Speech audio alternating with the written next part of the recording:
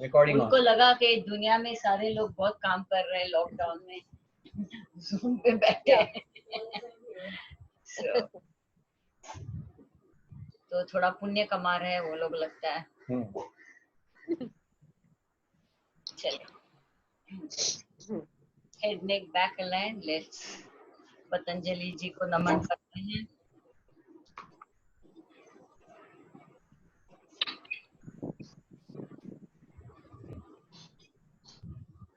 योगेन चित्तस्य पदेन वाचां मलं शरीरस्य च वैद्यकेन योपाकरोत्तं प्रवरं मुनीनां पतञ्जलिं प्राञ्जलिरानतोऽस्मि।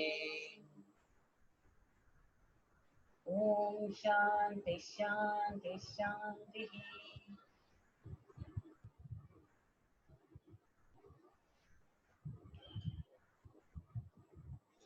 पातञ्जल योगसूत्रपाठः चतुर्थोऽध्यायः। कैवल्यपादः। सूत्र 14।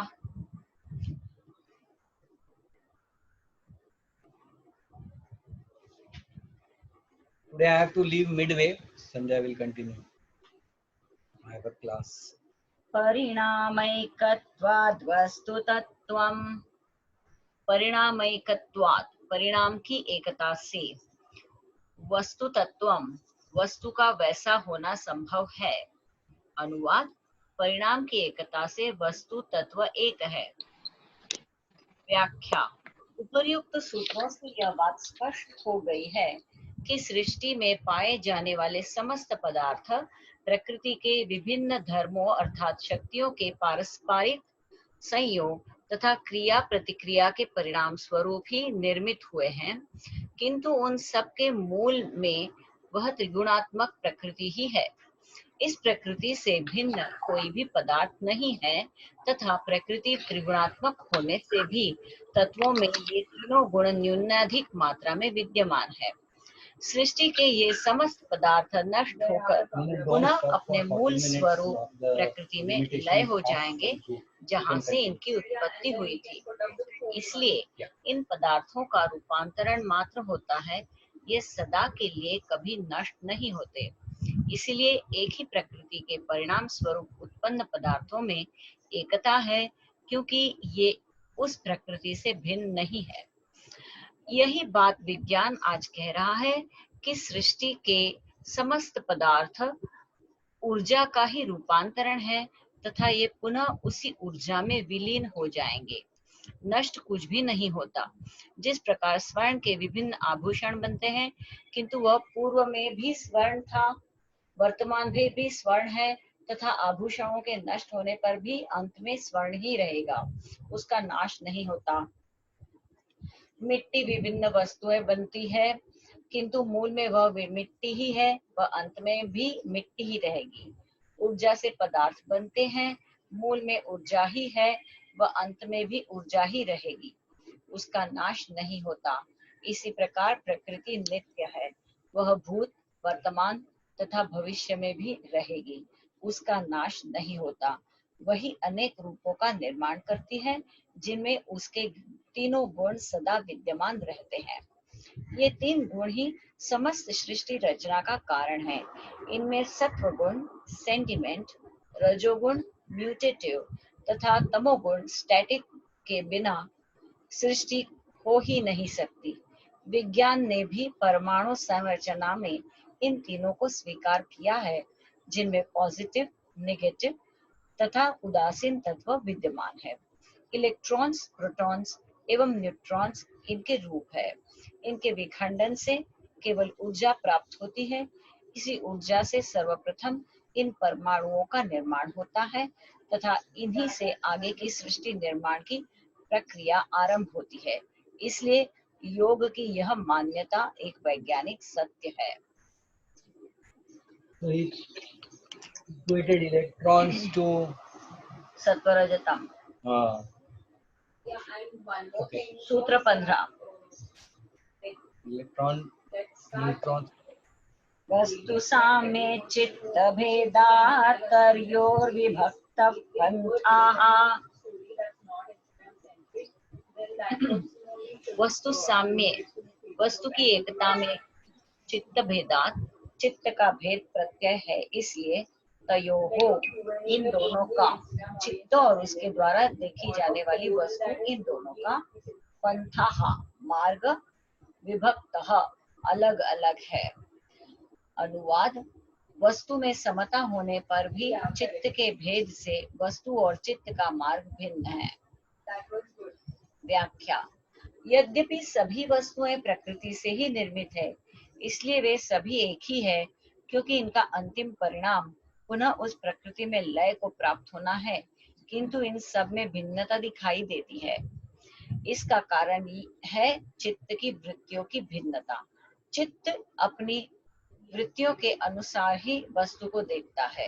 एक ही वस्तु भिन्न भिन्न मनुष्यों को अपने चित्त की भिन्नता के कारण भिन्न भिन्न प्रकार की दिखाई देती है। यह चित्त प्रत्येक व्यक्ति की वृत्ति तथा गुणों के अनुसार भिन्न भिन्न होता है तथा समय के अनुसार भी इसमें गुणों की न्यूनाधिक मात्रा से परिवर्तन होता रहता है, इसलिए वस्तुओं में भिन्नता दिखाई देती है। वस्तुतः यह चित्त की ही भिन्नता है। वस्तु और चित्त का मार्ग भिन्न है। सृष्टि में भेद ज्ञात होने का कारण वस्तु नहीं बल्कि चित्त है, अथवा सृष्टि में सर्वत्र एकत्व ही है। चित्त का निर्माण भी इन्हीं प्रकृति के तीनों गुणों से हुआ है, किंतु उसमें अहंकार के कारण वासना का उदय हो जाता है। वासना से कर्म होते हैं तथा कर्मों से फिर संस्कार बनकर चित्त में जमा होते रहते हैं, जिनकी प्रेरणा से पुनः नए कर्म होते हैं। इन संस्कारों की भिन्नता के कारण प्रत्येक व्यक्ति का चित्त भिन्न भिन्न प्रकार से सोचता व कार्य करता है, इसलिए सभी व्यक्तियों के चित्तों में भिन्नता पाई जाती है।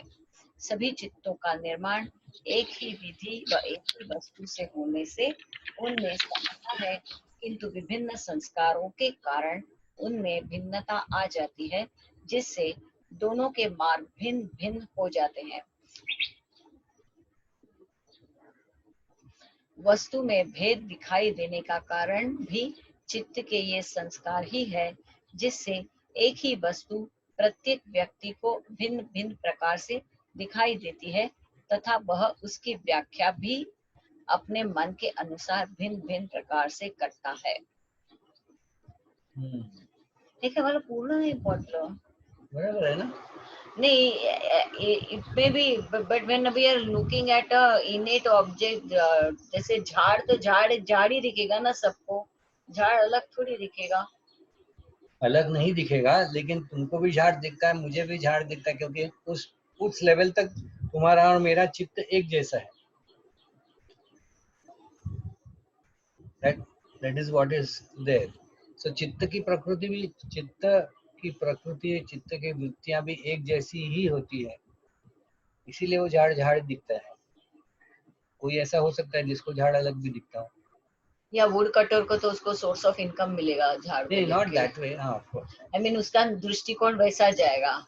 कोई होगा नेचर लवर होगा, वो बोलेगा वाओ सो ग्रीन, तो सबका उसमें दृष्टि देखने का वैसा भी हो सकता है।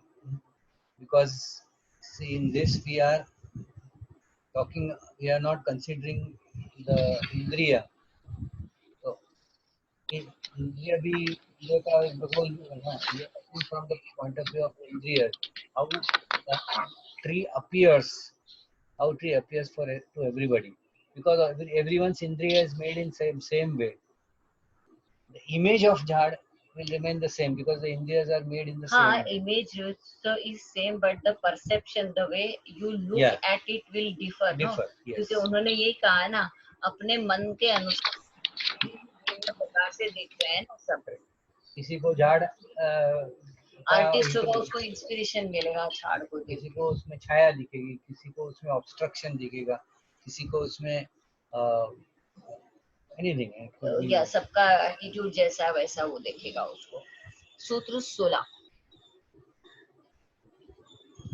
न चैकचित्ततन्त्रं वस्तु तदप्रमाणकं तदा किं स्यात्। च इसके सिवा वस्तु दृश्य वस्तु एक चित्त तंत्र किसी एक चित्त के अधीन न नहीं है, क्योंकि तद प्रमाणकम जब वह चित्त का विषय नहीं रहेगी, तदा उस समय किम स्यात् वस्तु का क्या होगा। पूर्ण अनुवाद। इसके सिवाय दृश्य वस्तु किसी एक चित्त के अधीन नहीं है, अन्यथा चित्त के अभाव में उस वस्तु का क्या होगा। व्याख्या। चित्त का स्वरूप यद्यपि एक जैसा है, किंतु उसकी वृत्तियों की भिन्नता के अनुसार वह प्रत्येक व्यक्ति में भिन्न भिन्न होता है। इसलिए सभी दृश्य वस्तुएं किसी एक चित्त के अधीन नहीं है। यदि ये एक ही चित्त के अधीन होती तो कैवल्य अवस्था में जब योगी के चित्त का ही अभाव हो जाता है, अर्थात वह अपने कारण में विलीन हो जाता है, तो उसके सामने वस्तुओं का भी अभाव हो जाना चाहिए, किंतु ऐसा होता नहीं। इसका अर्थ है कि इस समस्त सृष्टि का एक चित्त नहीं है, तथा यह सृष्टि किसी एक चित्त के अधीन भी नहीं है। यह चित्त से भिन्न है। पदार्थ की रचना व चित्त की रचना का कारण यद्यपि प्रकृति ही है, किंतु ये सभी दृश्य पदार्थ किसी एक चित्त के अधीन नहीं है। वस्तुओं का निर्माण भिन्न विधि से हुआ है व चित्त अपने संस्कारों के कारण उन्हें भिन्न प्रकार से देखता है। चित्त के न रहने पर भी वस्तुएं रहती है, उनका अभाव नहीं हो जाता। सूत्र 17। तदुपरागापेक्षित्वा चित्तस्य वस्तु ज्ञाता ज्ञातम्। चित्तस्य चित्त तदुपरागापेक्षित्वात् वस्तु के उपराग की अपेक्षा वाला है। इस कारण दैट इज वस्तु के उपराग अर्थात अपने में उसका प्रतिबिंब पड़ने की अपेक्षा वाला है। इसका कारण उसके द्वारा पूर्ण अनुवाद में उलगड़ा हो जाएगा। वस्तु ज्ञाता ज्ञातम कभी ज्ञात और कभी अज्ञात होती है, यह सर्वथा उचित है। पूर्ण अनुवाद। वस्तु का चित्त पर प्रतिबिंब पड़ने से वस्तु का ज्ञान होता है। उपराग अर्थात प्रतिबिंब न होने से ज्ञान भी नहीं होता। ओके। व्याख्या। वस्तु का चित्त से भिन्न होने के कारण जब किसी वस्तु का प्रतिबिंब इंद्रियों के माध्यम से चित्त पर पड़ता है, तभी वे दिखाई देती है। यदि यह बिंब न पड़े तो उस चित्त को वस्तु का ज्ञान नहीं हो सकता, चाहे वस्तु सामने विद्यमान ही क्यों न। Somebody is yawning. संगीता सो गई क्या? सॉरी वो माइक पता नहीं, सॉरी। नहीं संगीता ही थी। नहीं, वो पतंजलि योग सूत्र पढ़ते पढ़ते नींद बहुत अच्छी आती है। योग निद्रा का दूसरा ही स्वरूप है। योग निद्रा का दूसरा टेक्निक। यदि यह बिंब न पड़े तो उस चित्त को वस्तु का ज्ञान नहीं हो सकता, चाहे वह वस्तु सामने विद्यमान ही क्यों न हो। किंतु दूसरे व्यक्ति को उसका ज्ञान हो जाता है, क्योंकि दोनों चित्त भिन्न है तथा चित्त के विलीन होने से वस्तुओं का अभाव नहीं हो जाता। जिस प्रकार स्त्री पुरुष का संयोग संतान को जन्म देता है, किंतु उनके न रहने पर भी संतान रहेगी ही। सूत्र 18। समझ में आ रहा है ना कि सबका हाल वैसे ही है। ऐसा ही कुछ तो ऐसा ही जा रहा है, ऐसा ऐसा। सर जब पढ़ते हैं तो सब समझ आता है, बाद में फिर अब ऐसे। हाँ वही। हाँ आज सूत्र पढ़ रही थी, मैंने कहा पहले क्या पढ़ा था यार, याद करे तो क्या पढ़ा था कुछ भी याद नहीं आ रहा था। लास्ट सूत्र में तो कुछ लिंक बैठे और उसके आगे कंटिन्यू करे। फिर मैंने इस बार पढ़ेंगे तो थोड़ा समझ आएगा। Selling in the same boat, चलो पढ़ लेते हैं उसको करके। सदा ज्ञाताश्चित्तवृत्तयस्तत् प्रभुः पुरुषस्यापरिणामित्वात् तत्प्रभोः उस चित्त का स्वामी पुरुषस्य पुरुष अपरिणामित्वात् परिणामी नहीं है, इसलिए चित्त वृत्तयः चित्त की वृत्तियां सदा ज्ञाता सदा ज्ञात रहती है। पूर्णानुवाद, उस चित्त का स्वामी पुरुष अर्थात आत्मा परिणामी नहीं है, इसलिए चित्त की वृत्तियां उसे सदा ज्ञात रहती है। व्याख्या, चित्त परिणामी है, इसलिए जिसका बिंब उस पर पड़ता है वह उसी को देखता है, अन्य को नहीं, तथा जिसे वह देखना चाहता है उसी को देखता है, अन्य को नहीं देखता। किंतु इस चित्त का स्वामी पुरुष आत्मा परिणामी नहीं है, इसलिए वह चित्त की सभी वृत्तियों को निरंतर देखता रहता है, इसलिए उसे दृष्टा कहा जाता है। तथा यह समस्त प्रकृति दृश्य है। चित्त की कौन सी प्रवृत्ति उदय हो रही है तथा कौन सी शांत हो चुकी है, वह सब देखता है, इसलिए आत्मज्ञानी को प्रकृति की समस्त क्रियाओं का ज्ञान हो जाता है। तो जो हमें दिखता नहीं है वो भी पुरुष देख सकता है अगर उसे चांस दिया जाए तो। जैसे हमने अभी यॉर्निंग को सुना बिना देखे समझ लिया।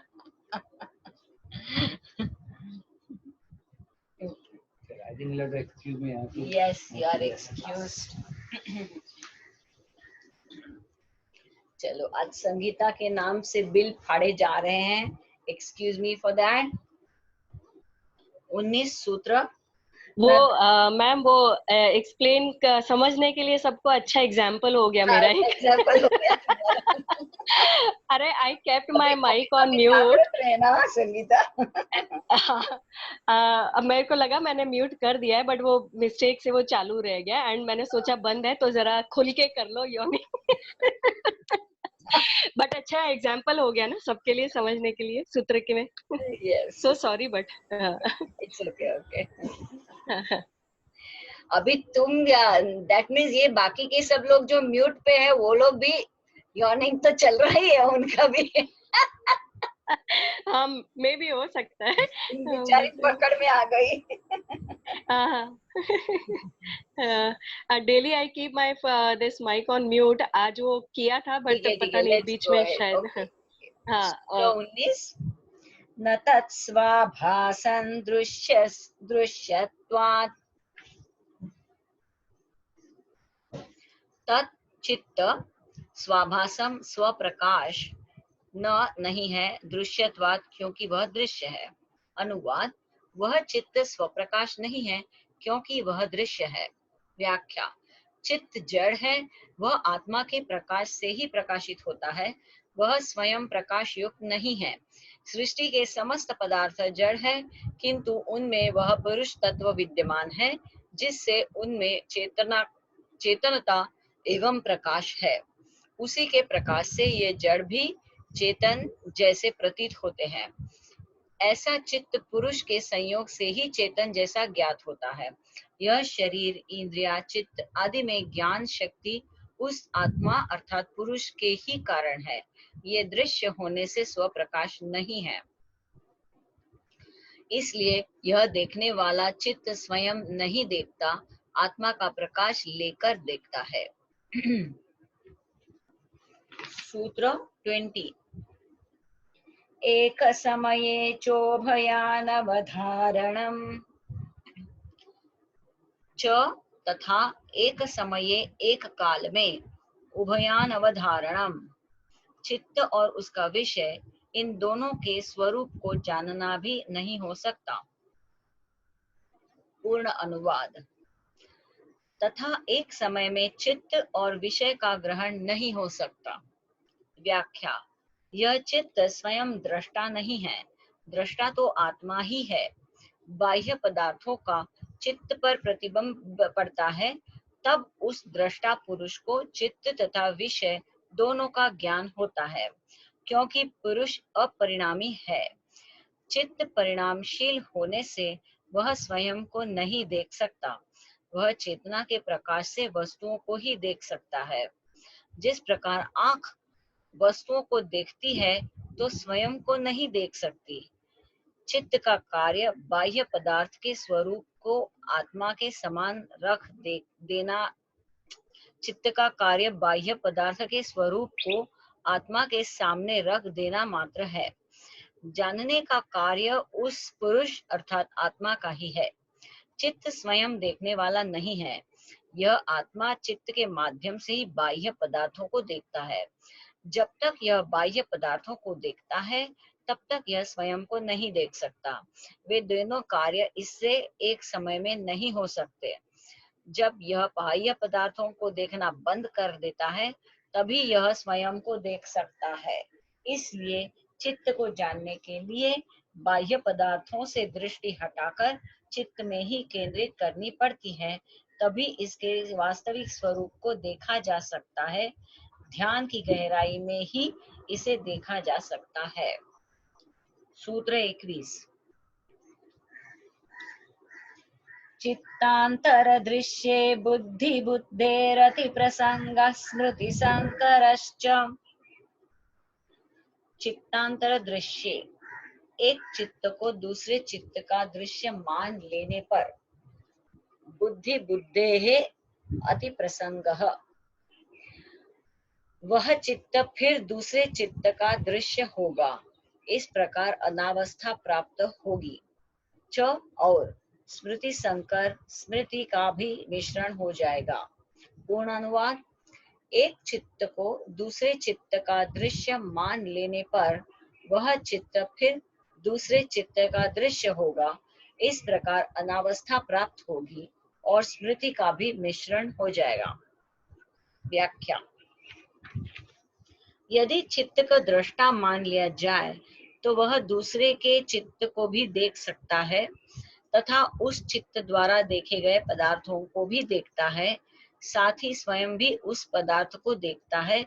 जो इस प्रकार देखने से उस वस्तु का सत्य स्वरूप उसे कभी भी ज्ञात नहीं हो सकता, क्योंकि चित्त वस्तु के सत्य स्वरूप को नहीं देखता। I will read this line again. यदि चित्त को दृष्टा मान लिया जाए तो वह दूसरे के चित्त को भी नहीं देख सकता है, दूसरे के चित्त को भी देख सकता है तथा उस चित्त द्वारा देखे गए पदार्थ को भी देखता है, साथ ही स्वयं भी उस पदार्थ को देखता है। तो इस प्रकार देखने से उस वस्तु का सत्य स्वरूप उसे कभी भी ज्ञात नहीं हो सकता, क्योंकि चित्त वस्तु के सत्य स्वरूप को नहीं देखता, वह उसे अपनी वृत्तियों के अनुसार देखता है। इसलिए एक ही वस्तु को दो चित्त देखें तो उसमें स्मृति का मिश्रण हो जाएगा कि इसे मैंने देखा है अथवा दूसरे ने। इससे अनावस्था दोष भी आ जाता है कि वस्तु का सत्य स्वरूप क्या है, यह ज्ञात ही नहीं होगा। इसलिए चित्त को दृष्टा न मानकर उस पुरुष को ही दृष्टा मानना उचित है। यह इस तर्क से भी सिद्ध होता है कि चित्त दृष्टा नहीं है। यदि चित्त स्वयं दृष्टा है तो इसे किसके द्वारा देखा जा सकता है? जो दिखाई देता है वह स्वयं दृष्टा नहीं हो सकता। जब इस चित्त को भी देखा जा सकता है तो यह दृश्य ही हुआ। जब यह दृश्य है तो फिर इसे देखने वाला इससे भिन्न कोई दूसरा ही हुआ जो इसे भी देखता है। इससे यही सिद्ध होता है कि यह चित्त दृष्टा नहीं है, बल्कि वह चेतन पुरुष ही दृष्टा है। सो ऐसा गोल गोल करके लॉजिक एस्टैब्लिश कर लिया कि ये चित्त दृष्टा नहीं है, पुरुष ही दृष्टा है। मुझे कॉलेज में लॉजिक सब्जेक्ट था, वो उसकी याद आ रही है अभी। सूत्र 22।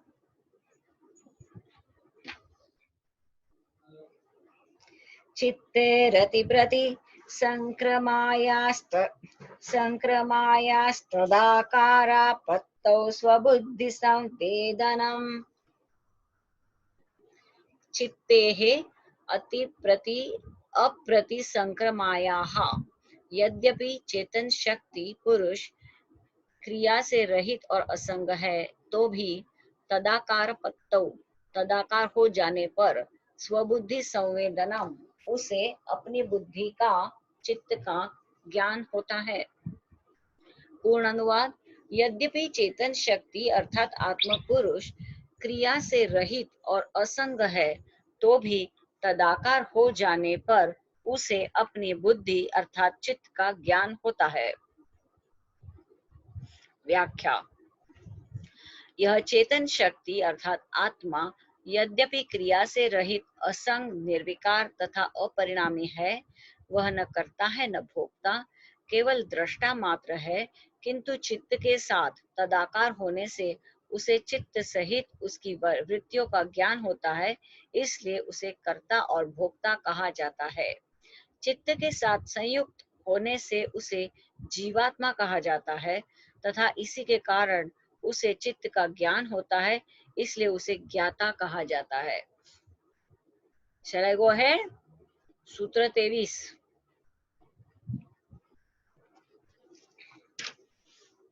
द्रष्टृदृश्ययोः परक्तचित्तं सर्वार्थम्। द्रष्टृदृश्योपरक्तम, दृष्टा और दृश्य इन दोनों से रंगा हुआ चित्तम, चित्त सर्वार्थम, सब अर्थ वाला हो जाता है। अनुवाद। दृष्टा और दृश्य इन दोनों से रंगा हुआ चित्त सब अर्थ वाला हो जाता है। व्याख्या। चित्त स्वयं दृश्य है, किंतु वह दृष्टा अर्थात आत्मा के संयोग से स्वयं अन्य पदार्थों का दृष्टा हो जाता है। यह चित्त दोनों से रंगा हुआ है, यह आत्मा के लिए दृश्य है तो आत्मा के साथ होकर स्वयं अन्य पदार्थों का दृष्टा बन जाता है तथा अपना निजी स्वरूप भी वर्तमान रहता है। यह इस प्रकार यह सब रूप वाला हो जाता है। इसका स्वयं का स्वरूप 3 गुणों से युक्त सात्विक, क्रियाशील, परिणामी तथा जड़ है। पदार्थ। मनोज म्यूट कर। हाँ बोला। म्यूट कर। पदार्थ के संपर्क से यह दृष्टा भी बन जाता है, जबकि यह पदार्थ और चेतन से भिन्न है। योगी को समाधि में ही इसकी भिन्नता का अनुभव होता है। जिस प्रकार हम कहते हैं कि हमें पदार्थ आंख से दिखाई देते हैं, वह आंख न रहने पर वे दिखाई नहीं देते। इसी भ्रम के कारण हम आंख को दृष्टा नहीं कह सकते, क्योंकि आंख जड़ है। जड़ पदार्थ में देखने की शक्ति नहीं है, इसलिए वह दृष्टा नहीं हो सकता, दृश्य ही हो सकता है।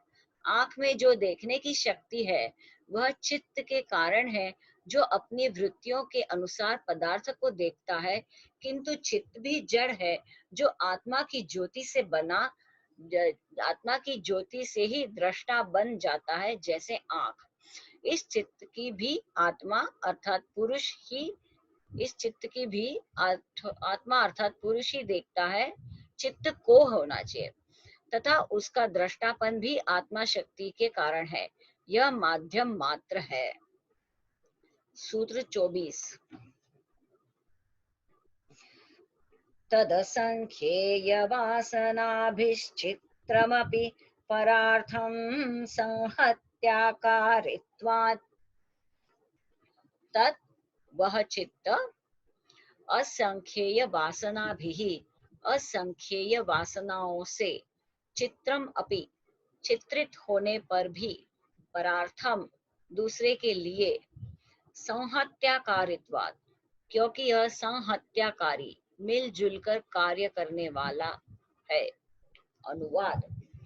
वह चित्त असंख्य वासनाओं से चित्रित होने पर भी दूसरों के लिए है, क्योंकि वह मिलजुल कर कार्य करने वाला है। व्याख्या। यह चित्त 3 गुणों से बना है, जिसमें वासनाएं हैं, किंतु इसका कार्य बाह्य पदार्थ तथा इंद्रियों के सहयोग से संपन्न होता है तथा आत्मा के कारण स्वयं दृष्टा भी बन जाता है। इस प्रकार यह इन सब से मिलजुल कर कार्य करने वाला है। वह अकेला कुछ भी नहीं कर सकता तथा इसका संपूर्ण कार्य अपने स्वामी पुरुष के लिए ही है, अपने स्वयं के लिए नहीं है। इसका अर्थ है कि इस संपूर्ण सृष्टि की योजना ईश्वर के ही अधीन है। वही इसका संचालन एवं नियंत्रण करने वाला है। इस योजना को पूर्ण करने के लिए उसने प्रकृति को माध्यम बनाया है। अतः इस प्रकृति चित्त का कार्य परार्थ है, स्वयं के लिए नहीं है। इस चित्त का कोई स्वतंत्र अस्तित्व नहीं है, न यह स्वतंत्र रूप से अपनी इच्छानुसार कोई कार्य कर सकता है। यदि यह स्वतंत्र होकर कार्य करने लगे तो सबके चित्त भिन्न भिन्न होने से उनके कार्य भी भिन्न भिन्न हो जाएंगे, जिससे सृष्टि में कोई व्यवस्था व अनुशासन, नियम, संयम कुछ भी नहीं रह सकता। किंतु सृष्टि में इतनी सुव्यवस्था है जिसका एकमात्र कारण यह सृष्टि ईश्वराधीन है। वह ईश्वर की ही योजना व नियम के अनुसार चल रही है, जिसका उल्लंघन कोई भी नहीं कर सकता। यह चित्त भी उसी के नियंत्रण व अनुशासन में उसी की मर्यादा का पालन करते हुए उतना ही कार्य करता है जितना उसे सौंपा गया है। इसके सभी कार्य अपने स्वामी पुरुष के लिए ही है, स्वयं के लिए नहीं है। सूत्र 25, today's last सूत्र। विशेषदर्शिन आत्मभाव भावना निवृत्तिः। विशेषदर्शिनः, those who have done the Annamalai course, they have studied this sutra.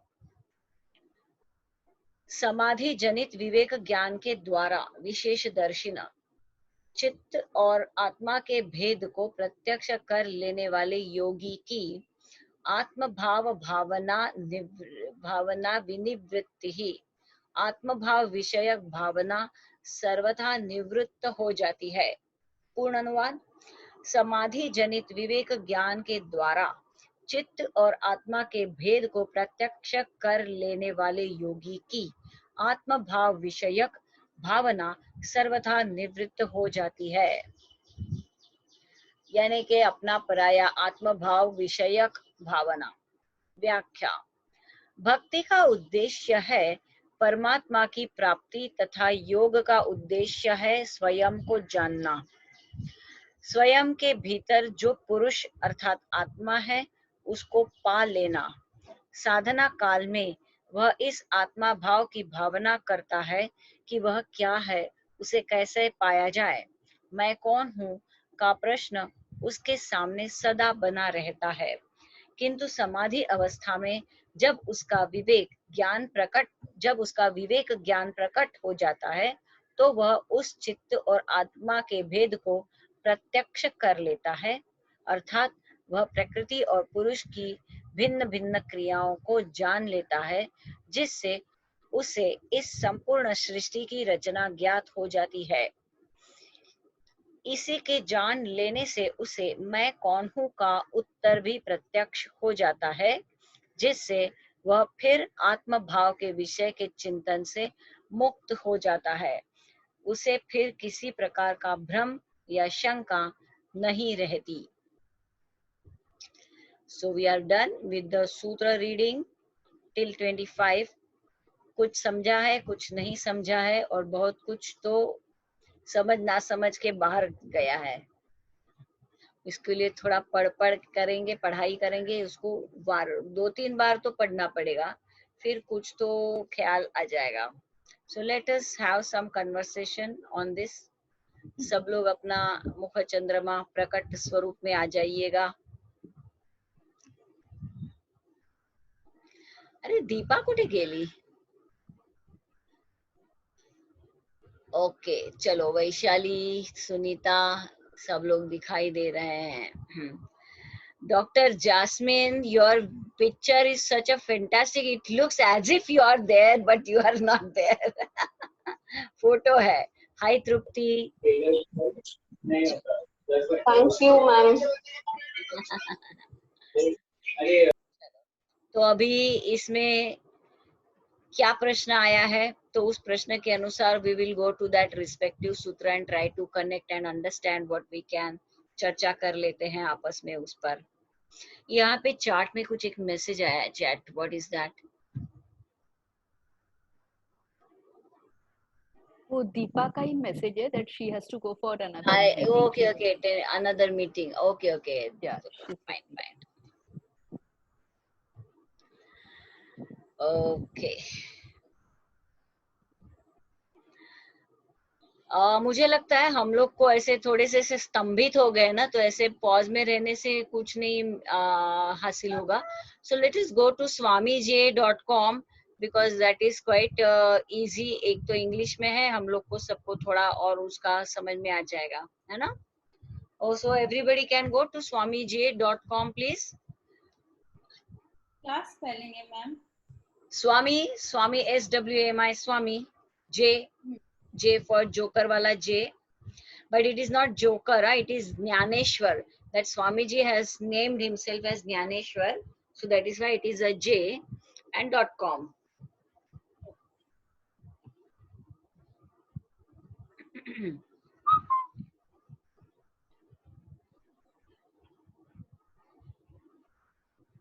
So, have you gone there? Have you reached there? swamij.com में सूत्र 14 से आज हमने शुरू किया ना. I assume you all have reached there.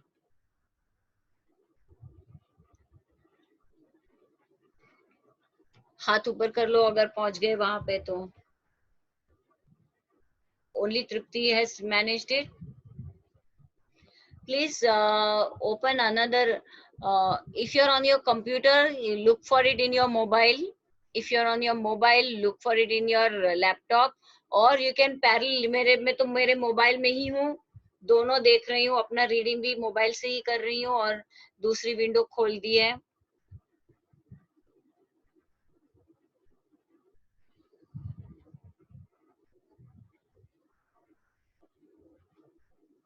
swamij.com. I will start reading it. Those who have got it. Those who haven't got it, are you? Shall I wait for you till you reach there?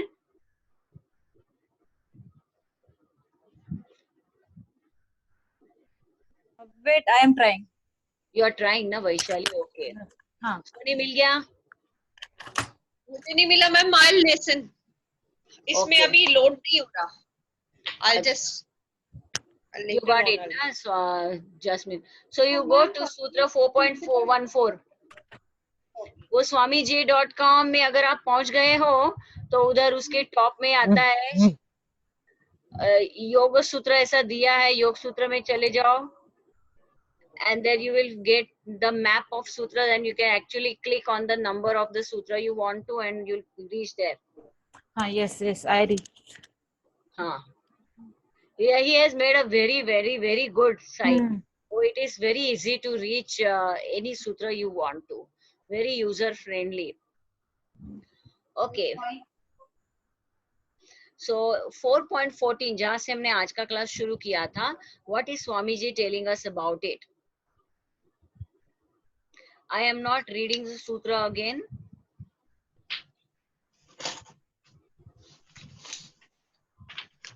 Parinama ekatvat. Uska translation, what Swamiji is telling us, the characteristics of an object appear as a single unit as they manifested uniformly from the underlying elements. So characteristics appear as one unit. The three gunas all manifest together, and the result is the appearance of a single object rather than seeing the parts which make up the whole. Only the composite is seen, not the three components. जैसे हम लोग हैं, we are a one whole unit of a mixture. So we are not seen differently as one sattva, one rajas element. We are seen as one composite unit. So characteristics appear as one unit. That is the first paragraph. Second, the inks appear as one picture. In the metaphor of a photo being a combination of three colors of ink, this sutra is making note of the fact that when they combine, so here he's in the sutra 4.14, he's referring to sutra 4.13 also. This sutra is making, that is 4.13, is making a note of the fact that when they combine, there appears to our awareness only one photo. The object in the photo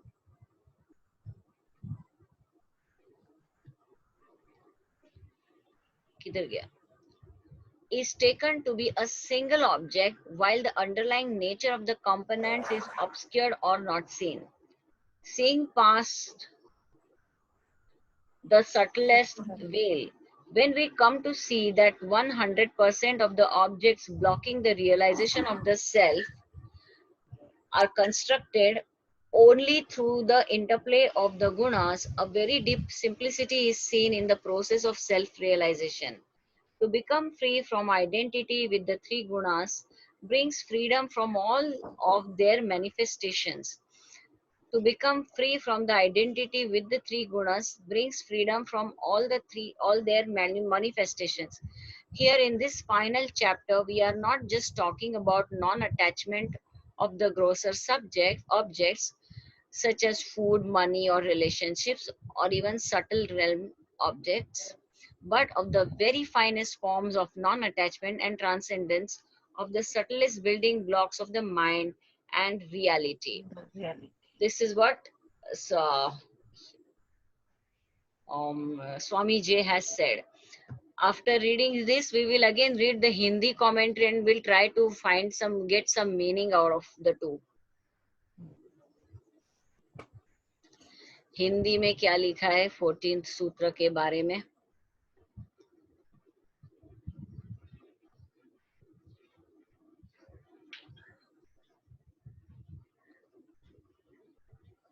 परिणाम एकत्वाद, परिणाम की एकता से वस्तु एक तत्व एक है, ऐसा इधर लिखा है.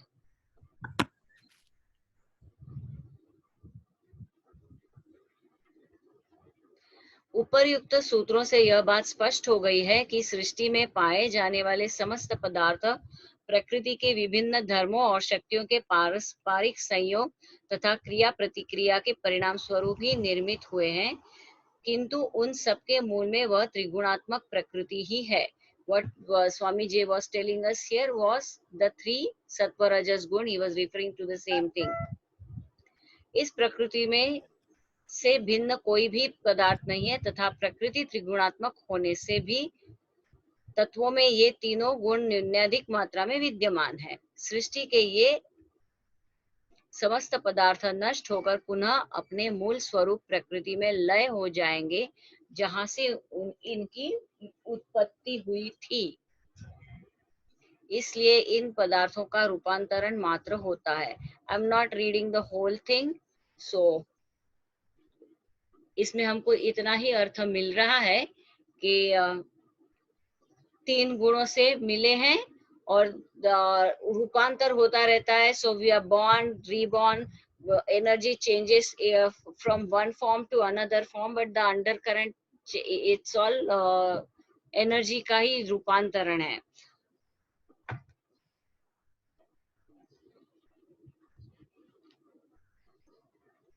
किसी के पास और कोई सूत्र है क्या पढ़ने के लिए? Have you got?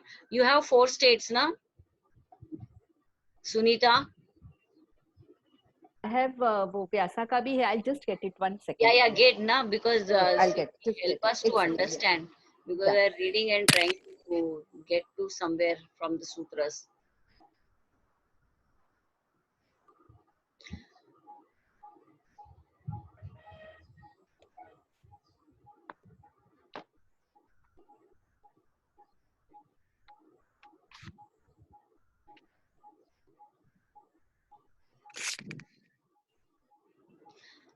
And I also have this another feeling कि वैसे भी अभी अपने को 40 मिनट का तो अपर लिमिट है नहीं. So and these sutras are really, we really have to make a head or tail out of it. तो हम लोग पूरा धड़ धड़ धड़ पढ़ने से will parallelly read एक ही सूत्र from different commentators. तो थोड़ा ये वो पढ़ के ना कुछ तो अपने को concept तो form हो जाए. I'll read from this. Yeah. The three gunas are at the root of things. How can a thing composed of these three be regarded as one? To answer that query, this sutra has been propounded. Gunas, though three in number, are inseparable. Sattva guna does not become cognizable without rajas and tamas. The same is the case with rajas and tamas. It has been said before that a modification is nothing but transformation of the potential state, which is inertia, that is tamas, being activated, which is movement, that is rajas, into perception, that is sentience or sattva. Thus, in all the mutations, the three constituent principles having sentient, mutable, and static properties must be present. In other words, though different, the three act in unison and produce a change. Such is their nature. That is why the product of the change is regarded as one object. Take, for example, knowledge of sound. In it, there are potentiality, activity, and perceptibility. Otherwise, knowledge of sound would not be possible. But the sound is regarded as one and not as three different things. That is how, on account of unification through mutation, things are regarded as one. So he basically says कि तीन सत्व रजस तमस है, but वो तीनों एक ही लगता है. In the final product, we can see it as one. As one whole unit and not Yeah, one whole unit. Yeah. Yeah, that is what here also in this sutra also towards the end इसमें लिखा है. इनमें सत्व का sentiment, रजोगुण का म्यूटेटिव property और तमोगुण का स्टैटिक, ये इस हिंदी कमेंट्री में भी दिया है. Shall we go to the next sutra? Yeah. वस्तु साम्य चित्त भेदात्तर युभोक्त. 15 सूत्र. वस्तु में समता होने पर भी चित्त के भेद से वस्तु और चित्त का मार्ग भिन्न है. I think we'll refer to Swami J.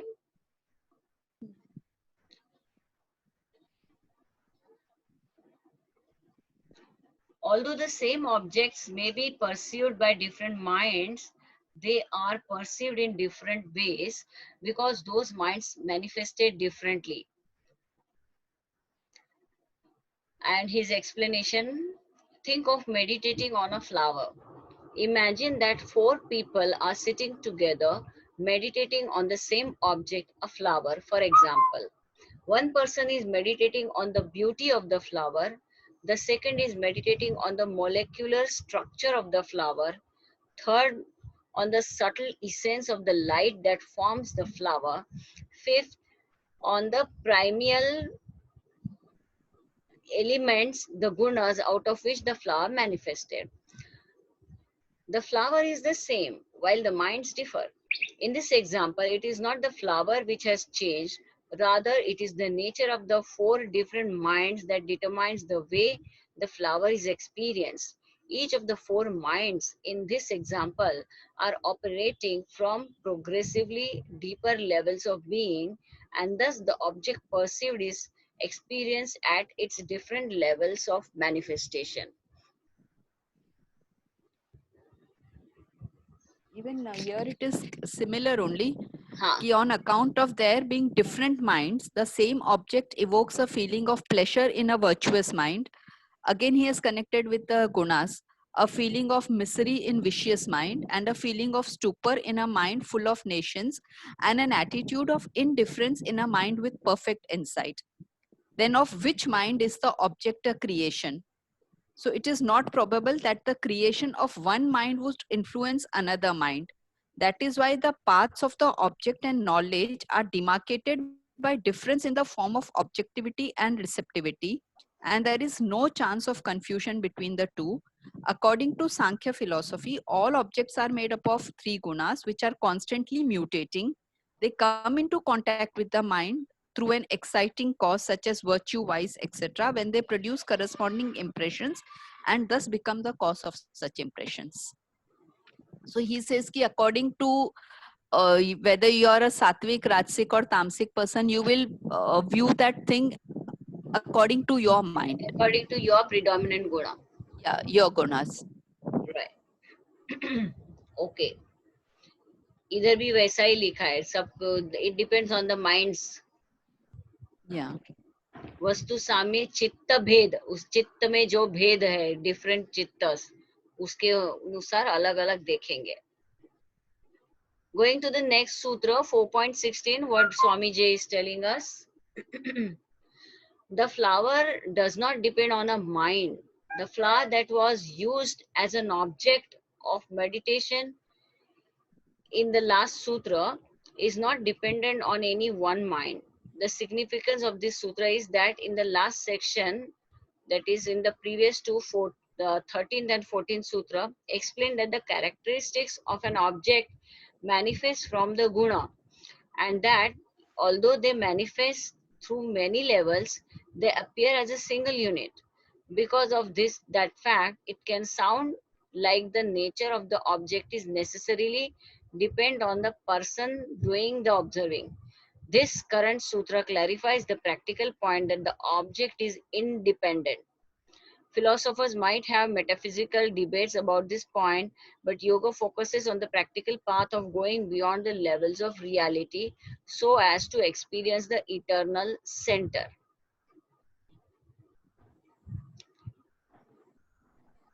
What is there in the Aranyak on this? पूरा नहीं पल्ले पड़ा. बहुत ही लंबा है. अच्छा छोड़ देते हैं. नहीं जो लंबा पल्ले तो पड़ता नहीं है है या बट नहीं पल्ले नहीं पड़ रहा है. इसको रीड करना पड़ेगा एक दो बार. ओके आई ठीक है. Will just click and send तो मे बी किसी और को समझ में आएगा. I also have Aranyaka. Shall I get it? Let's leave it. जो आता है वो आता है, नहीं तो हम लोग आगे जाएंगे. Because this sutra as it is very complicated. We are reading also first time, so I think हम लोग को इसे एक एग्जांपल दिया है. In an ordinary parlance, when we speak of absence of the back, the absence of belly is also implied. If therefore there is no unknown part, the known part and the perception thereof also become unrealities. That is why it must be admitted that an object has distinct existence common to all, and minds are also distinct and peculiar to each individual. The realization arising out of the contact of these two is the experience of an object by a person. Okay. Basically यही है कि हाँ बोलो सोनी. हाँ ma'am, जिसे पहले वाले में बोला था कि चित्त का जो है बेसिस प्रकृति, क्योंकि सबकी एक जैसी है प्रकृति, जो हमारा मूल है वो एक है, तो ये हमारे अंदर सिमिलरिटी है. बट बिकॉज ऑफ संस्कार सबके चित्त अलग अलग हैं. ये इससे लास्ट वाले में बताया था. और अब जो आया है, अब वो ये कह रहे हैं कि अगर ऐसा नहीं होता तो, क्योंकि अगर कोई कैवल्य को प्राप्त कर जाता है और चित्त का लय हो जाता तो यानी वो दृश्य का तो यूज नहीं रहता, वो खत्म हो जाता. पर क्योंकि सब एक ही चित्त के अधीन नहीं है ये, इसलिए वो वस्तु रहती है. तो मतलब वो ये समझाना चाह रहे हैं कि दृष्टा और दृश्य का फर्क बता रहे हैं कि दृश्य को हम अलग अलग इसलिए देखते हैं क्योंकि प्रकृति बेशक सबकी एक है, लेकिन कर्म संस्कारों और उसकी वजह से हम सब अलग अलग देखते हैं. और ये तो इसमें यहाँ पर हो गया. फिर लेकिन वो उसका लय, जब एक चित्त देख रहा है और उसका जब लय हो गया प्रकृति में, तो इसका मतलब दृश्य को खत्म हो जाना चाहिए. पर वो इसलिए नहीं खत्म होता क्योंकि वो एक ही चित्त के अधीन नहीं है, सबके चित्त अलग अलग है. तो इस वाले में, इस वाले सूत्र में यही बोला है कि इसके सिवाय दृश्य वस्तु किसी एक चित्त के अधीन नहीं है, अन्यथा चित्त के अभाव में उस वस्तु का क्या होगा. तो इस वाले सूत्र का यहाँ आके मतलब ये खत्म हो गया है. फिर उसके बाद नेक्स्ट आता है, फिर आता है, ऐसे करके उन्होंने एक एक स्टेजेस पे बताते जा रहे हैं कैसे हो रहा है. So can we assume like this कि सपोज एक जन, जैसे एक योगी को तो ज्ञान कैवल्य प्राप्त हो गया, वो तो चला गया उसका, बट हम लोग तो बचे हैं ना, हम लोग को कहाँ ज्ञान हुआ. तो हमारे लिए वो दृश्य है. तो दृश्य और क्योंकि एक ही चित्त के अधीन होता, क्योंकि सब कहते हैं कि प्रकृति मूल तो सबका एक है, तो क्यों एक जैसा क्यों नहीं है. तो पहले उन्होंने भिन्नता बता दी, फिर एकता बता दिया. एकता इसके लिए क्योंकि प्रकृति से में, भिन्नता इसके लिए क्योंकि कर्म संस्कार सबके अलग है. और दृष्टा के ऐसे होने पर भी दृश्य क्यों रहा, दृश्य इसलिए रहा क्योंकि बाकी तो अभी देख ही रहे ना, उन्हें तो उनका तो चित्त लय नहीं हुआ ना. हाँ बरोबर, करेक्ट. एक योगी का हो ऐसा तो अभी तक के थी. ऐसा मुझे लगता है, ऐसा मुझे लग रहा है वो कहना चाह रहे हैं. ऐसा ही होगा. अब से नेक्स्ट में चले. चलो आगे बढ़ते. अपने हिसाब से अंदाजा लगा दी. हाँ वही करना है. और ये है ना, हाँ। अभी हमने लगा लिया अंदाज, वापस शांति से एकांत में बैठ के पढ़ेंगे, उसके ऊपर फिर दोबारा। मनन चिंतन निधिध्यासन ऐसा ही अपना जाएगा, है ना। हाँ। चलो अभी 14 सूत्र, 17वां सूत्र, उपरागापेक्षित बात कुछ। The colouring of the mind determines perception. Objects are either known or not known according to the way in which the coloring of the object falls on the coloring of the mind observing it. In other words, it is the coloring of one's own mind that determines perception. हाँ, ये तो समझ सकता है, जैसे आमतौर पे हमारा कलरिंग है, उसकी वजह से एक जैसे कुर्सी रखी है सामने, तो ये कुर्सी is an object. When if I go for a marriage hall and there I see a kursi, that time that kursi becomes an object. But the same make का कुर्सी जब वो मेरे घर में होती तो वो मेरी उसके प्रति आत्मीयता आ जाती है। फिर ऐसे तरह से the way I connect with it, मेरा perception वैसा बनेगा। ऑब्जेक्ट तो वही है ना, coloring of the mind determines the perception. और मैम वो इधर ये लोग यही बताते जा रहे हैं कि कैसे उनमें एकता है, how it is similar and how it is different also. So इसी पॉइंट को डिफरेंट सूत्रों में कई तरीके से बता रहे हैं कि जैसे इसमें आंख से हम एक देख रहा है, तो जैसे उसने बोला कि अगर हमें जब व्हेन वी सी, और तभी हमें उस चित्त का, उस चीज का ज्ञान होता है जब हमारे सामने होती है, किंतु अगर दूसरे व्यक्ति को उसका ज्ञान हो जाता है, क्योंकि दोनों, और अगर हमारे सामने नहीं है तो हमें नहीं ज्ञान होता, लेकिन दूसरा देख रहा है तो हो जाएगा.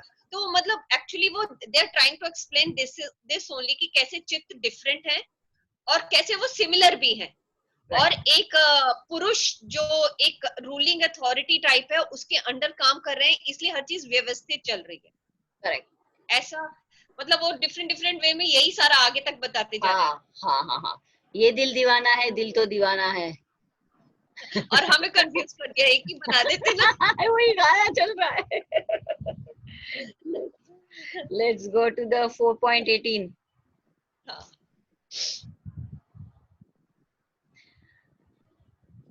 So you are referring to our Hindi reading, Sony. Yes, you are referring to our Hindi, and I am referring to Swami Ji. So then कुछ context मिलेगा उसका. 4.18.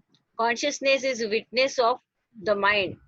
The activities of the mind are always known by the pure consciousness, because that pure consciousness is superior to, support of, and master over the mind. Okay. I'll read this whole line again. The activities of the mind are always known by the pure consciousness, because that pure consciousness is superior to, support of, and master over the mind. बस इतना ही एक ही वाक्य में उसको निपटा लिया है. इसका मैंने उसी में से छोटा करके लिखा है कि चित्त, पहले तो बताया कॉज एंड इफेक्ट वाला जो उनका प्रिंसिपल होता है, उससे बता दिया कि चित्त तो परिणामी है और दृष्टा नहीं है. तो चित्त परिणामी है, इसलिए उस पर जिसका भी बिंब पड़ता है वो उसे वैसे ही देखता है, अन्य को नहीं देखता, तथा जिसे देखना चाहता है उसे ही देखता है, क्योंकि उसके कर्म संस्कार अंदर चलते रहते हैं, उसके अपनी वृत्तियों के अनुसार वो उनको देखता ही रहता है.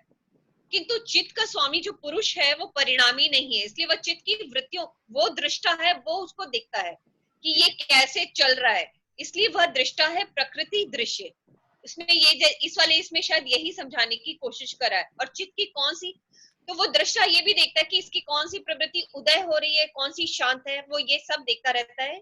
इसलिए आत्मज्ञानी जो होता है, क्योंकि वो दृष्टा स्वरूप में ही होता है, इसलिए उसे प्रकृति की समस्त क्रियाओं का ज्ञान हो जाता है. तो क्योंकि इसमें स्वामी पुरुष, इसलिए चित्त की वृत्तियां, और इसमें इस वाले सूत्र में वही बताया है ना कि जो जिसे आत्मज्ञान हो जाता है उसे कैसे सारी चीजें पता चल जाती हैं. तो उसका वो है कि वो दृष्टा स्वरूप में है और वो देख रहा है कि हाउ चित्त इज बिहेविंग, तो उसको सब पता चल. ऐसा मुझे कुछ समझ आ रहा है थोड़ा. राइट. सुनीता, इसका सेकंड चैप्टर के 20th सूत्र है ना, द दृष्टा दृषि मात्र शुद्धोपि प्रत्यय अनुपश्य, तो उसी हाँ। से कनेक्ट किया है इसको it कि is. It is an knower only and though pure modifications of the buddhi are witnessed by him as an onlooker. जैसे Correct. दृष्टा बनकर वो मॉडिफिकेशंस Yeah. जो हो रहे हैं उनको दिखाया Yeah, जा yeah. रहा है. और ये दृष्टा है, उसका रियलाइजेशन होना है. So that is why it हाँ. is saying दृषि मात्र उस 2.20 में. Going to 4.19. हाँ. Mind is not self-illuminating. Mind is not self-illumining because it is made of stuff, the three gunas, just like the photos are made of ink of three kinds. Mind is made of three gunas and is not in itself consciousness. Rather, the consciousness Purusha operates through the mind. इतना ही इधर लिखा है और थोड़ा और भी है. Mind is witnessed by consciousness. Mind is the object of being witnessed. I think ठीक है. You refer to our Hindi because Hindi was making more sense. थोड़ा ऐसा मुझे लग रहा है. ये चित्त स्व प्रकाश नहीं, क्योंकि वह दृश्य है. मैंने शॉर्ट में भी कर दिया था, जो हमारा लिखा था ना उससे भी शॉर्ट कर दिया थोड़ा सा. ओके. चित्त जड़ है. अपना खुद का नोट बना लिया. आपने कल क्लास नहीं ली तो कुछ तो करना था.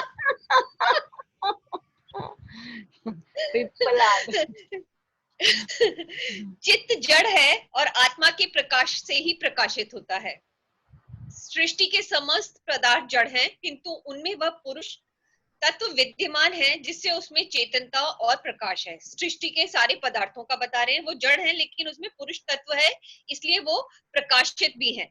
उसी के प्रकाश से जड़ भी चेतन जैसा प्रतीत होता है. यह शरीर, इंद्रियां, चित्त आदि में ज्ञान शक्ति उस आत्मा पुरुष के कारण ही है. ये दृश्य होने से स्व प्रकाश नहीं है.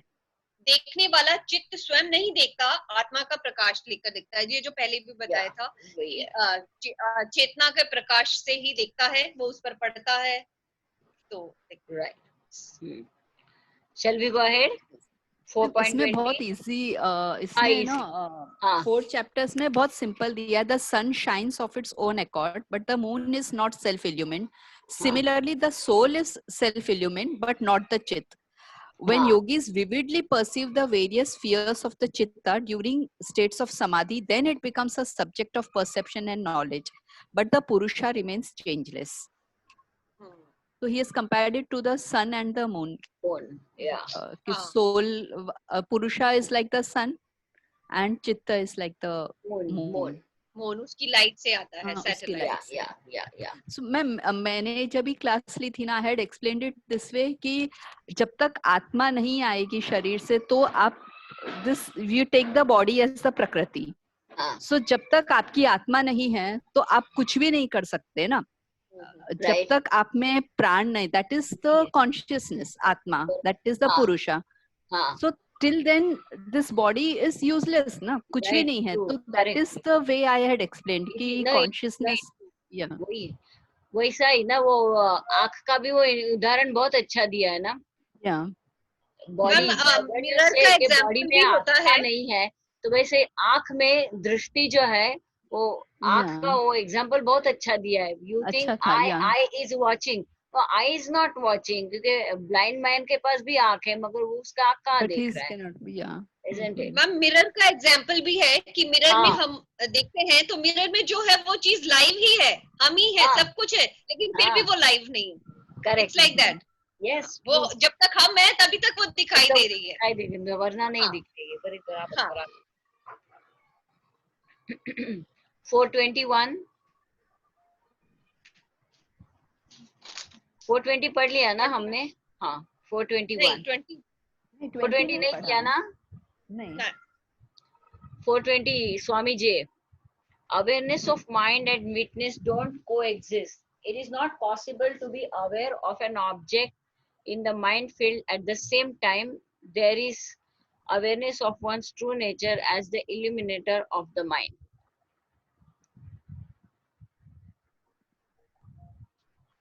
ये कुछ समझ में नहीं गया स्वामी जी का वाक्य. इसका अपना हिंदी में क्या, आई थिंक विषय और चित्त एक साथ नहीं देखे जा सकते, ऐसा कुछ है क्या वो. हाँ, शॉर्ट में पढ़ देती हूँ मैम। हाँ चित्त दृष्टा नहीं है और आत्मा दृष्टा है। हाँ बाह्य पदार्थों का प्रतिबिंब जब चित्त पर पड़ता है तब वह दृष्टा पुरुष को चित्त और विषय दोनों का ज्ञान होता है। पुरुष को चित्त और विषय का दोनों का ज्ञान हो जाता है, क्योंकि पुरुष अपरिणामी है, वो दृष्टा ही है, वो तो चेंज होगा नहीं, तो उसको दूसरों का देख रहा है तो ज्ञान हो जाएगा। चित्त परिणामशील होने से स्वयं को नहीं देख सकता, वह चेतना के प्रकाश से ही वस्तुओं को देखता है। तो चित्त का कार्य बाह्य पदार्थ के स्वरूप को, चित्त का कार्य सिर्फ इतना है, बाहर के पदार्थ को आत्मा के सामने रख देना, बस that's it. और उसे जानने का कार्य पुरुष का ही है। आत्मा चित्त के माध्यम से बाह्य पदार्थों को देखती है। जब तक यह बाह्य पदार्थों को देखता है तब तक वह स्वयं को नहीं देख सकता। आत्मा का भी इसमें दिया कि वो बाहर के पदार्थों को देख रहा है, इसलिए वो खुद को नहीं देख पा रहा और अपने को जुड़ा हुआ प्रकृति से महसूस करता है। वो संयोग जो अभी जब लेकिन तब तक वो स्वयं को नहीं देख सकता। ये दोनों कार्य उसमें एक समय में नहीं हो सकते कि वो खुद को मतलब पृथक भी हो जाए, जैसे प्रकृति और पुरुष पृथक पृथक हो जाते हैं, वो नहीं होता क्योंकि वो इन्वॉल्व हो जाता है। ये दोनों कार्य उसमें एक समय में नहीं हो सकते, इसलिए चित्त को जानने के लिए बाह्य पदार्थों से दृष्टि हटाकर चित्त में ही केंद्रित करनी पड़ती है, तभी इसके वास्तविक रूप को ध्यान की गहराई में देखा जा सकता है। एक्चुअली द थिंग इज, हम लोग हमेशा सोचते हैं प्रकृति एंड पुरुष को अलग अलग करना, लेकिन वो सांख्य का विषय था। जब हम इसमें आते हैं, इसमें क्या हमारे योग में आते हैं, तो यहाँ पर वो बार बार चित्त को अलग करके, चित्त के ऊपर जोर है उनका पूरा। राइट हाँ, चित्त को अलग करेंगे वो पुरुष अपने आप हो जाएगा, उनके लिए वो पुरुष हो रहा है, but he is not, Patanjali was not bothered about पुरुष अलग हो जाएगा, पर उनको चित्त में ज्यादा इंटरेस्ट है। स्फटिक मणि की तरह हो जाएगा, चित्त हो जाएगा, चित्त रहेगा। तो इसके लिए वो यहाँ पर ये बोल रहे हैं कि चित्त इसके लिए, क्योंकि वो इन्वॉल्व होता है उसके साथ और ऐसा सोचता है, तो बाद में आके इसलिए चित्त को जानने के लिए बाह्य पदार्थों से दृष्टि हटाकर चित्त में केंद्रित करनी पड़ती है। इसमें वो ये नहीं कह रहे कि दृष्टा बनना है, और ये मतलब फोकस हम लोग कई बार सोचते ना कि दृष्टा को अलग करने का हमारा फोकस है, नहीं, वो दृष्टा हो जाएगा जब हम ऐसे अंदर अंदर अंदर अंदर जाएंगे, तो दृष्टा अपने आप ही दोनों चीजें अलग हो जाएंगी। लेकिन हम चित्त में इंटरेस्टेड हैं when we are in this, I mean मुझे ऐसा लगता है। नहीं, चित्त को ही देखना है ना। हाँ, लेकिन कई बार हम पढ़ते पढ़ते ऐसा लगता है ना कि दृष्टा अपने स्वरूप में हो जाता है, तो हम लोग कहीं पर ही आ जाते हैं कि शायद वो चीज ज्यादा इम्पोर्टेंट है। वो भी हो रही है, वो भी इम्पोर्टेंट है, लेकिन चित्त को हम अलग कर रहे हैं, इसके लिए वो अलग हो रही है। राइट, इट इज अगर तो तुम देखोगे तो वो मिरर के ऑटोमेटिकली टुकड़े हो जाने वाला है। It will get disintegrated just by looking at it and realizing that this is chitta and it is separate from purusha. बरोबर ना? क्योंकि एक जगह कोई डिस्कशन आ रहा था मैम, उसमें मैंने ये सुन रही थी कि मतलब सांख्य और योग लोग कहते हैं एक ही बात करते हैं, तो फिर क्यों जरूरत पड़ी हमें योग की? तो हुआ कि सांख्य जो था वो पुरुष में इंटरेस्टेड था, तो दे आर, आप एक सोचो, पुरुष मीन्स दृष्टा हो गया। तो अगर सपोज यू आर, आप पुरुष हैं, आपका कोई पुरुष को एक फ्रेंड उसका खराब है और आके उसको परेशान कर रहा है, उसे आप चित्त सोच लीजिए। तो आप पहले आप कहते पुरुष अलग हो जाए, पुरुष अलग हो जाए, कि वो उसे तंग करता है, लेकिन ऐसा नहीं हो सकता। तब फिर आप फाइनली सोचते हैं कि इस फ्रेंड को ही समझाया जाए और ठीक किया जाए, तो दैट्स वेयर योग कम्स। वो फ्रेंड जो है वो चित्त है, तो वहां पर आके योग हुआ कि उसने कहा मैं चित्त को मैं संभालूंगा, क्योंकि ऐसे आप कहोगे पुरुष अलग हो जाए, ऐसे नहीं होता। तो अच्छा लगा मुझे एग्जाम्पल। फैंटास्टिक। कहाँ से ढूंढा तुमने ये? अपने दिमाग से ही निकाला एग्जाम्पल? नहीं मैम, सुना ऐसे ही सब देखती रहती हूँ ना, तो कुछ ऐसा मुझे लगा कि इससे मुझे थोड़ा समझ सा आया कि हाँ, कि why we needed, उसमें ये था कि why we needed योग, when मतलब थ्योरी और प्रैक्टिकल तो चलता रहता है, then why we needed योग। तो उसमें ये करके बताया कि दृष्टा करके हुआ, पुरुष को अलग कर दिया, लेकिन अभी फिर भी नहीं हो रहा, ये तो साथ ही हो रहा है और परेशान ही चल रहे हैं, मतलब दुखों से जो छुटकारा था वो तो मिल ही नहीं रहा। सांख्य आ गया लेकिन नहीं मिल रहा। तो फिर ये हुआ, पतंजलि ने कहा दृष्टा को नहीं संभालो, इस चित्त को संभालो, जो फ्रेंड है उसी को सुधार दो। तो जब वो फ्रेंड ही सुधर गया तो आपको कोई चिंता ही नहीं है। because So Purusha that's how to the be studied. Purusha is still an abstract to be studied for a person who is engrossed in Maya, है ना? हाँ जो yes जो चित्त वृत्ति में घिरा व्यक्ति है, उसके लिए पुरुष देखना मुश्किल है, हाँ मगर वो चित्त को तो देख सकता है ना. So exactly that is where हाँ इसीलिए पतंजलि ने चित चित चित चित करा. right. Yes. So for that is the gross, पर हमारे लिए वो भी gross नहीं बन रहा है. हम उससे भी और चलो 21. जैसे वो एग्जांपल अच्छा लगा था so I think. या बहुत अच्छा है. एक्चुअली ना मैं अभी अपनी क्लास के पहले मैं ये ढूंढ रही थी, अभी आप लोगों को बोल देती हूँ क्योंकि आप पढ़ते हो. डॉक्टर आनंद भवनानी का कैवल्य पाद के ऊपर एक अच्छा पीडीएफ मेरे को एक बार पढ़ने में आया था, बहुत अच्छा है. तो ऐसे उसको ढूंढो, डॉक्टर आनंद भवनानी का कैवल्य पूरा चारों पाद पे उसका बुक है, लिखा हुआ है. उसका पीडीएफ मिला था मुझे एक बार ऐसे पढ़ते पढ़ते. So you can refer to that and find out उसमें, क्योंकि तभी मुझे पढ़ के इतना अच्छा लगा था. उसने बहुत एक ऐसे लॉजिकल थ्रेड पकड़ा था और अच्छा एक्सप्लेनेशन दिया था उसमें. अभी मुझे नहीं मिला, मुझे मिला तो मैं भी दे दूंगी, पर आपको ये I am just giving you the clue. ये सर्च करके देखो ये कीवर्ड्स पे, डॉक्टर आनंद भावनानी का. हाँ 4.21 बुद्धे रति प्रसंग चिद स्मृति संकर. There is no endless chain of minds. If one mind were illumined by another as its master, then there would be an endless and absurd progress of cognitions as well as confusion. The yogi seeks only pure consciousness, since the mind is not self-illuminating and there is not endless chain of minds. The yogi seeks only to have the direct experience of the pure consciousness or Purusha. मुझे क्या लगता है मालूम ये पढ़ के, because somewhere in the Sankhya theory ends at having multiple Purushas coexisting. That is what the Sankhya is saying. So when we are just now discussing about why Sankhya तो फिर योग क्यों आया, because Sankhya was not finding its root because they were multiple Purusha. Then उसके आगे उन लोग को आंसर नहीं मिल रहा था. So I think probably that's why this Patanjali Yoga Darshan is coming. And here what we see here, I'll read this line again. If one mind were illumined by another as its master, then there would be an endless and absurd progression of cognitions as well as confusion. The yogi seeks only pure consciousness, since the mind is not self-illuminating and there is not endless chain of minds. So endless chain of minds or endless chain of Purusha, जो सांख्य ने दिया था, the yogi seeks only to have direct experience of pure consciousness. So this is where I am able to connect with what you were saying. उसमें वो एक lecture पता नहीं मैंने कब देखे, बहुत पहले देखा था. Focus on Chitra instead of focusing on Purusha, focus on Chitta. I think that's where here also it's coming.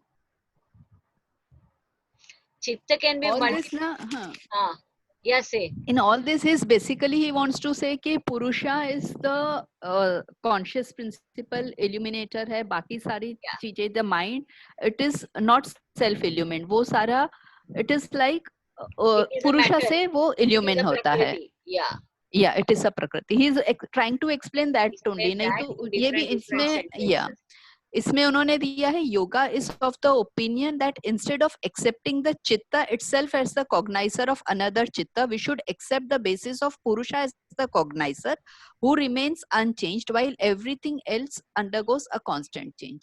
मतलब he wants to stress this point only कि Purusha is the real cognizer. Previous sutra in all these sutras he is trying to say यही दृश्य को define करा है कि this is दृश्य and this is दृष्टा, different ways में. इसमें भी वो बता रहा है कि अगर हम चित्त को suppose हमने कहा कि नहीं ये दृष्टा है, तो यानी जब वो चित्त देख रहा है तो वो दूसरे चित्र को देखेगा, और हर चित्त में कर्म संस्कार होते हैं, अकॉर्डिंगली वो देखेगा, तो इस तरह से वो एक कंफ्यूजन हो जाएगा। और जो हर चीज का एक कहते हैं एक अवस्था स्वरूप भी होता है, जैसा कि हमें आगे के सूत्रस में बताया था, वो सब भी डिफाइन करना मुश्किल हो जाएगा। करेक्ट। क्योंकि मतलब जब एक चित्त दूसरे चित्र को देख रहा है तो उसकी अपनी वृत्ति है, प्लस दूसरे चित्त की वृत्ति के साथ भी देख रहा है, तो चित्त का दृश्य नहीं हो सकता, सिर्फ दृष्टा ही जो होता है वही, और चित्त दृश्य ही है, दृष्टा नहीं है। चाहे उस पर लाइट पड़ती है, वो कंफ्यूज नहीं कर सकता अपने आप को। Yes, yes, yes. He is trying to say that. Yeah, but here we find yesterday last class में sir भी बोल रहे कि it is unlike of Patanjali, because all this while what we have been thinking कि Patanjali is very alpakshar, sarayukta, to the point, and what we find here in the chapter 3 and 4, there are many ideas which are coming as a repetition. So probably कहीं मैंने पढ़ा कि बुद्धि ये repetition है, शायद हम उसकी सटलिटी को समझेंगे तो हमको पता चलेंगे कि उसका यूनिकनेस क्या है। और दूसरे ये वाला अगर पहले पढ़ लेते तो हमें शुरुआत वाले इजी हो जाते क्योंकि दृष्टा और दृश्य, हाँ, हम कंफ्यूज तो नहीं होते, पहले हम यही समझ लेते कि क्या है एक्चुअली, दृश्य क्या है और दृष्टा क्या, अच्छे से समझ लेते, फिर फटाफट समझते चले जाते। एक्चुअली वो वैसा नहीं है Soni, it is like a, you know, my teacher always used to say yoga is a spiral growth. You start from 0 point, ऐसे complete कर लिया circle, and then you are moving up and going up and going up, ऐसे जा रहे हैं। तो इसलिए वो आपको ऐसा लग रहा है कि ये मैंने पहले पढ़ने थे, मगर ये जब पहले पढ़े होते तो कुछ भी नहीं समझ में आता था। हो सकता है क्योंकि अभी हम लोग इतने दिनों से सूत्र पढ़ रहे हैं, ये शब्द काफी जाने माने हो गए हैं, तो उनकी छटा हमको समझ में आ जाती है। That is why we are, and then through our experience also, through our various discussions also, we are finding new insight into it. मुझे लगता है आज का हम यही रुक जाएंगे क्या? या मैम, क्योंकि वो मेरी क्लास भी है ना, ढूंढते रहे। 5:30 क्लास भी है ना मैम? हाँ 5:30 क्लास भी है ना, चलो थोड़ा सा ब्रेक भी हो जाएगा। चलो नमस्ते करते हैं पतंजलि जी को।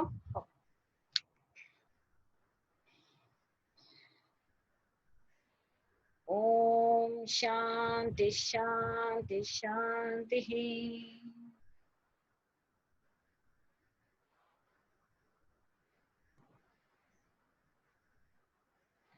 Okay, bye. See you tomorrow. The final conclusion of the sutras.